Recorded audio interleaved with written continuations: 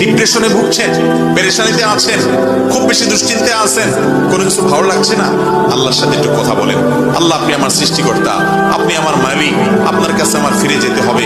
আপনার কত অবাধ্য হয়েছি, কত নাফরমানি করেছি, কত সীমা লঙ্ঘন করেছি, কত নির্দেশ অমান্য করেছি, কত নিষেধ লঙ্ঘন করেছি। আল্লাহ, এগুলোর জন্য পাকড়াও করলে আমার কোনো উপায় থাকবে না। মালিক, এখনো নাকের ডগা নিঃশ্বাস আছে, এখনো ক্ষমা চাওয়ার সুযোগ আছে। আপনি ক্ষমা চাইলে ক্ষমা করে দেন। আমি তওবা করছি, আর কখনো নির্লজ্জ কাজ করব না, আপনার নাফরমানি করব না। আপনি আমার অমুক পাপটা মাফ করে দেন, তমুক পাপটা মাফ করে দেন, আমাকে পাপ থেকে বাঁচায় রাখেন। আল্লাহ, আপনি আমাকে হেফাজত করেন। আপনি হেফাজত না করলে আমি নিজে নিজে বাঁচতে পারবো না। মালিক, আপনি রহম করেন। আল্লাহর সাথে একটু কথা বলেন। আল্লাহর কসম, সালহাতুস সঙ্গে বুদি দিল খারাস, আজমুদে এক জামানা খাকে বাস। পাথর হয়ে বহুদিন ছিলেন ভাই, একটু আল্লাহর সাথে কথা বলেন, চোখের পানি ফেলেন, দোয়া করেন। বিশেষ করে ভোর রাতের দোয়া, ভোর রাতের দোয়া, এটা গুলি মিস হলে মিস হয় না।